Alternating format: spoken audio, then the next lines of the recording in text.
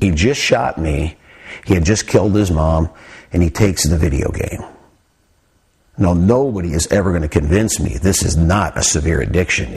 Mark PETRIC and his wife were shot by their 16-year-old son, Danny, who was angry because they would not let him play his favorite video game. And Danny came in, and he just said, "Hey, Mom, Dad, hey, guys, can you do me a favor? I have a surprise for you guys. Can you close your eyes?" Then he shot his mother 4 times, killing her instantly. He grazed right across there. Mark was shot in the head but survived. That was 4 years ago. We had no clue that it was that serious or that he would get that angry over a video game.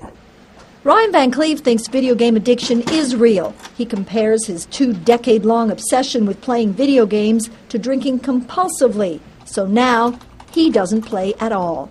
And it had cost me my friends, it had cost me my health, it was costing me all the relationships that were important to me, and it even cost me a good job. In researching the subject, he says he didn't find any good books on the problem, so he decided to write a book about it. And I realized that no one wanted to step forward and take on this responsibility and the shame that went with a pretty uncool, unhip addiction that a lot of people are going to debate whether it's addiction or not. Some experts say there is no science to support it as an addiction. They say many people get involved in things that interest them that they spend a lot of time doing. Video game addiction is not part of the diagnostic manual that's released by the American Psychiatric Association, nor is it something that has been studied in great depth to determine whether or not it is an addictive disease or not. However, the psychiatric community is considering whether it is a real addiction or not. They are discussing including it in an appendix of the Diagnostic and Statistical Manual of Mental Disorders in 2012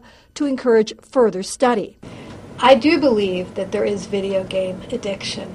There are some people who are compelled to be on their video games, and they do it as absolutely as much time as they can, and it interferes with their life. But experts add playing video games too much is often a symptom of underlying problems.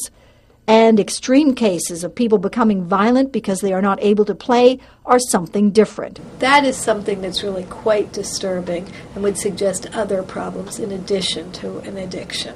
Mark PETRIC believes violent video games do have negative effects.